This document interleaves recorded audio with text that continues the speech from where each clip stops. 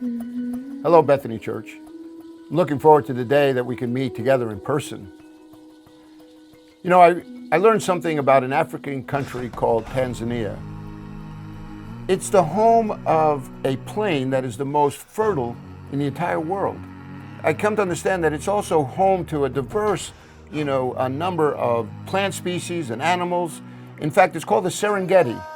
It's about 12,000 square miles, and the name itself, Serengeti, means endless plains. What's interesting about this, every year there is a migration of animals that will go from the northern part of the Serengeti all the way down to the southern part and then back up again. And it involves, get this, 2.5 million wildebeests. That's a whole lot of animal life. And that doesn't count zebras and gazelles that go along for the ride. You can imagine with that much animals roaming through that plain, well, let me just put this delicately. They leave behind a big mess. But you know what? In the providence of God, He has also created an insect by the name of a dung beetle. Now, as a dung beetle, they provide a very vital function. They remove the dung from the plains of the Serengeti, then roll the dung into balls and bury it into the ground, where it serves as a nest and food source for their young, as well as nourishing the ground. Essentially, what they're doing is aerating the entire plain. I think, especially in these days which have created such a mess, we can learn something from these dung beetles, not the least of which is to look at things a little differently, and secondly, to make the most of every opportunity. Look, the truth is that even before this crisis, the church has been facing some serious threats. For instance, only 23 to 25% of Americans show up to church at least 3 out of every 8 Sundays. And the research is in and says that by 2050, it's estimated that almost half of the 90s attendance is going to drop off from 20.4% to 11.7%. In addition to all of this, only 2 in 10 millennials believe church attendance is important. 59% of millennials who grew up in the church have dropped out at some point. Our year began by setting ministry goals. Those goals said that we wanted to improve our use of social media, and we wanted to really go after this younger demographic. Look, we understand who we are and what we have been called to do.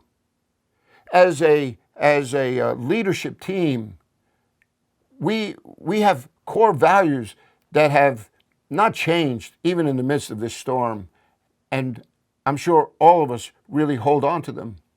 The first of which is we're biblically principled, which means that we've never lost sight of the end goal.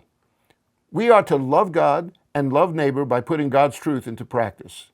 And we're going to do that in a culturally relevant way and using a contemporary voice so that this message gets out. We are also going to be boldly missional. Right now, we are currently under construction, so to speak. There are a number of activities that we are doing. First of all, you've already witnessed it, our online experiences. Visually, they're better, and sound-wise, they have been greatly improved.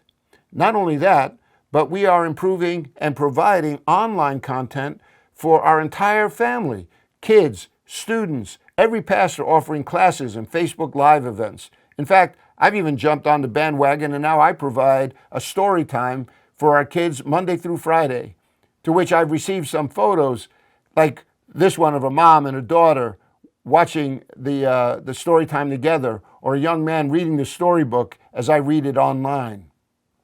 Look, aside from being biblically principled and boldly missional, we're going to do whatever it takes.